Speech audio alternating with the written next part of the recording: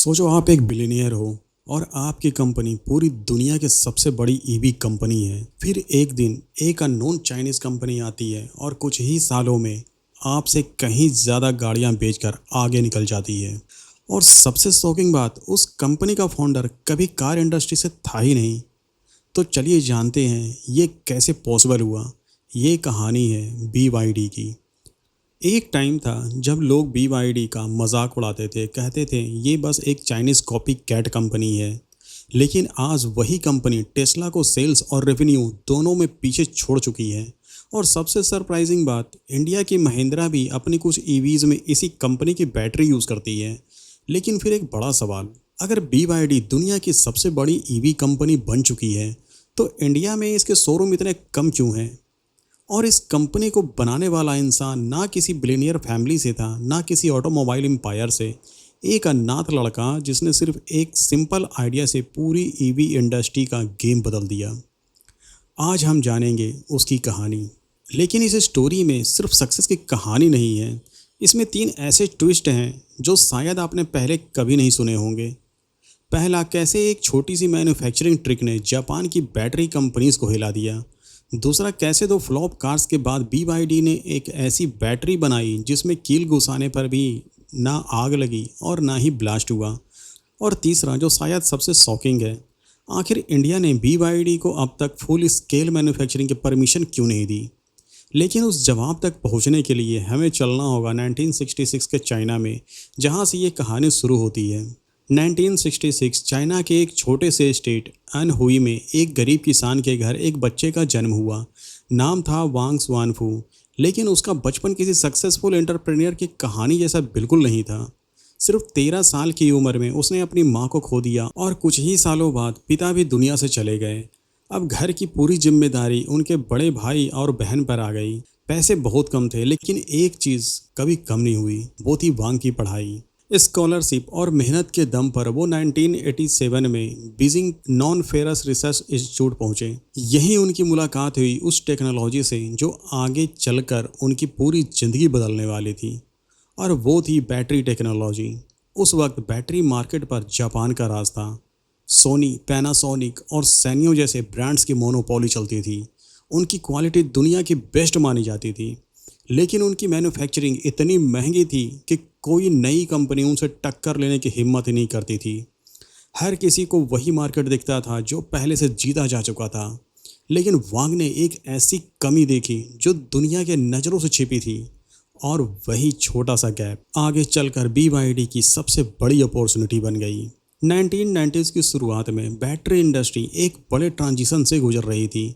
दुनिया धीरे धीरे निकेल कैडमियम से लिथियम इयोन की तरफ बढ़ रही थी, और इस रेस में सबकी नज़र नए मार्केट पर थी। लेकिन वांग की नज़र उस मार्केट पर थी जहां कंपटीशन धीरे धीरे ख़त्म हो रहा था, और वही उनकी पहली मास्टर स्ट्रोक बनी। 1995 में सिर्फ 29 साल की उम्र में उन्होंने अपनी सरकारी नौकरी छोड़ दी और अपने कज़न के साथ शेंजन में सिर्फ 20 लोगों की टीम और लिमिटेड पैसे के साथ एक कंपनी शुरू की जिसका नाम रखा BYD। लेकिन कंपनी शुरू करना आसान था, पर बैटरी बनाना नहीं। बैटरी मैन्युफैक्चरिंग में सबसे बड़ा दुश्मन होता है डस्ट। हवा में उड़ता एक छोटा सा पार्टिकल भी पूरे बैटरी सेल खराब कर सकता था। और इस प्रॉब्लम से बचने के लिए बड़ी कंपनीज लाखों डॉलर्स खर्चा करके अल्ट्रा क्लीन रूम्स बनवाती है। लेकिन वांग के पास इतना पैसा था ही नहीं। अब उनके पास सिर्फ 2 ऑप्शन थे, या तो अपना सपना छोड़ देते या फिर प्रॉब्लम को बिल्कुल नए तरीके से सॉल्व करते। और उन्होंने दूसरा रास्ता चुना। पूरा रूम साफ करने के बजाय उन्होंने सिर्फ बैटरी सेल के आसपास एक सील्ड ग्लास बॉक्स बना दिया। वर्कर बाहर से ग्लव्स पहनकर उसके अंदर काम करते थे। खर्चा लगभग ना के बराबर, और वही सिंपल सा जुगाड़ BYD का सबसे बड़ा कम्पिटिटिव एडवांटेज बन गया। धीरे धीरे दुनिया की बड़ी कंपनीज सैनियो, फिलिप्स, मोटोरोला और नोकिया BYD की कस्टमर बनने लगी। और 1990s के एंड तक एक छोटी सी चाइनीज स्टार्टअप दुनिया के टॉप बैटरी मैन्युफैक्चरर में अपनी जगह बना ली। लेकिन वांग का असली सपना अभी पूरा होना बाकी था। 1990s के एंड तक BYD बैटरी बिजनेस में तेजी से ग्रो कर रही थी। किसी और के लिए ये सक्सेस काफ़ी होती है, लेकिन वांग के दिमाग में एक और ही प्लान चल रहा था। उन्होंने सोचा जब बैटरी हम बना रहे हैं तो गाड़ी किसी और की क्यों बनाए। उस वक्त ये आइडिया लगभग पागलपन लगता था। बैटरी बनाना और कार बनाना दोनों बिल्कुल अलग हैं। काफ़ी एक्सपर्ट्स ने कहा BYD अपनी ही सक्सेस बर्बाद कर देगी, लेकिन वांग का लॉजिक बहुत सिंपल था।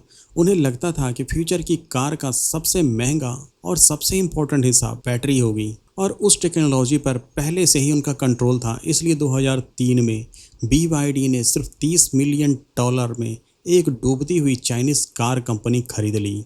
लेकिन एक और सरप्राइज था। सबको लगा था कि BYD सीधा इलेक्ट्रिक कार बनाएगी, लेकिन वांग ने शुरुआत पेट्रोल कार से की, क्योंकि उन्हें पता था उस वक्त दुनिया इलेक्ट्रिक फ्यूचर के लिए अभी तैयार ही नहीं थी। फिर 2005 में लॉन्च हुई BYD F3, एक अफोर्डेबल सेडान जिसके डिज़ाइन देखकर कई लोगों ने उसे टोयोटा कोरोला की कॉपी भी कहा। लेकिन कस्टमर को एक ही चीज़ से मतलब था, वैल्यू फॉर मनी। और पहले ही साल BYD ने 63,000 से ज़्यादा गाड़ियाँ बेच दी। एक बैटरी कंपनी अब ऑफिशियली ऑटोमोबाइल इंडस्ट्री का हिस्सा बन चुकी थी, लेकिन असली चैलेंज अभी शुरू होना बाकी था। कार बिजनेस में एंट्री लेना जितना एक्साइटिंग था उतना ही पेनफुल भी। 2008 में BYD अपनी पहली plug in hybrid car F3 DM लेकर आई। कंपनी को लगा था कि ये फ्यूचर की शुरुआत होगी, लेकिन रियलिटी बिल्कुल अलग थी। कार का प्राइस काफ़ी ज़्यादा था और पूरे साल में सिर्फ 417 गाड़ियाँ ही बिक पाईं। पर BYD ने हार नहीं मानी। 2011 में कंपनी अपनी पहली प्योर इलेक्ट्रिक कार E6 लेकर आई, लेकिन इस बार भी रिजल्ट नहीं बदला। पूरे साल में सिर्फ 401 यूनिट ही बिक पाईं। दो नए प्रोडक्ट और दोनों फ्लॉप। ऐसा लग रहा था जैसे वांग का सबसे बड़ा सपना अब टूटने वाला है। इसी दौरान एलन मस्क से BYD के बारे में पूछा गया तो उनका रिएक्शन था, Have you seen their car? कई लोगों ने BYD को सिर्फ एक चाइनीज़ कॉपी कैट कंपनी कहकर डिसमिस कर दिया, लेकिन वांग ने इस इंसल्ट का जवाब इंटरव्यू से नहीं दिया। उन्होंने अपनी फैक्ट्री के अंदर दिया। कंपनी ने अपने सबसे बड़ी प्रॉब्लम को पहचाना। गाड़ी का सबसे बड़ा खर्चा बाहर के सप्लायर पर डिपेंड करता था। तब वांग ने एक बोल्ड डिसीजन लिया कि जितना हो सके सब कुछ हम खुद बनाएंगे, चाहे वो बैटरी हो, मोटर हो या इलेक्ट्रॉनिक्स। और धीरे धीरे कार के लगभग हर इम्पोर्टेंट कंपोनेंट को, बिजनेस की लैंग्वेज में इसे कहते हैं वर्टिकल इंटीग्रेशन। और आज BYD अपनी कार के लगभग 75% कंपोनेंट खुद बनाती है। यही डिसीजन आगे चलकर टेस्ला के लिए सबसे बड़ी चैलेंज बनने वाली थी। और फिर 2020 में BYD ने वो चीज़ लॉन्च की जिसने कंपनी की किस्मत ही बदल दी, ब्लेड बैटरी। ये सिर्फ एक नई बैटरी नहीं थी, ये BYD का सबसे बड़ा विफल था। इस बैटरी में लिथियम आयरन फॉस्फेट यानी LFP टेक्नोलॉजी यूज़ की गई और इसका सबसे बड़ा फ़ायदा ये नेचुरली ज़्यादा सेफ थी और इसमें उन महंगी मेटल्स की ज़रूरत भी नहीं पड़ती थी। मतलब कॉस्ट भी कम और सेफ्टी भी ज़्यादा। लेकिन असली इनोवेशन बैटरी के डिज़ाइन में था। जहां दूसरी कंपनी छोटे छोटे बैटरी मॉड्यूल यूज़ करती थी, BYD ने लंबे पतले ब्लेड शेप्ड सेल्स को सीधा बैटरी पैक के अंदर फिट कर दिया। इससे स्पेस का बेहतर यूज़ हुआ और बैटरी और भी एफिशिएंट बन गई। लेकिन टेक्नोलॉजी पर सिर्फ दावा करना अलग बात होती है और उसके सबके सामने प्रूफ करना अलग। इसलिए BYD ने एक लाइव डेमोन्स्ट्रेशन किया कैमरे के सामने। बैटरी के अंदर सीधी एक कील डाली गई पर कुछ भी नहीं हुआ। आमतौर पर ऐसी कंडीशन में लिथियम इयॉन बैटरीज बहुत ज़्यादा गर्म हो सकती है और कुछ डिज़ाइन में स्मोक या फायर का रिस्क भी होता है, लेकिन ब्लेड बैटरी में ना आग लगी ना ब्लास्ट हुआ। ये डेमोन्स्ट्रेशन दुनिया भर में वायरल हो गया और उसके बाद BYD की गाड़ियाँ मार्केट में तेज़ी से पॉपुलर होने लगी। सॉन्ग, हैंड, डॉल्फिन और सील जैसे मॉडल एक के बाद एक हिट होते गए। फिर आया 2024 जिसने पूरी EV इंडस्ट्री का इक्वेशन ही बदल दिया। टेस्ला ने उस साल लगभग 17.9 लाख व्हीकल्स डिलीवर किए हैं, लेकिन BYD ने 42.7 लाख से भी ज़्यादा, यानी टेस्ला से डबल से भी ज़्यादा। सिर्फ सेल्स ही नहीं, रेवेन्यू में भी BYD ने लगभग $107 बिलियन के साथ टेस्ला के $97 बिलियन को पीछे छोड़ दिया। और जिस कंपनी को कभी लोग चाइनीज़ कॉपी कैट कहकर मजाक उड़ाते थे, आज वही कंपनी पूरी EV इंडस्ट्री के लिए बेंचमार्क बन चुकी थी। लेकिन एक सवाल अभी भी बाकी था। अगर BYD इतनी बड़ी कंपनी बन चुकी थी तो इंडिया में वो आज भी इतनी छोटी क्यों दिखती है? अब सवाल उठता है, आखिर BYD ने टेस्ला को पीछे कैसे छोड़ दिया? क्या सिर्फ ब्लेड बैटरी की वजह से?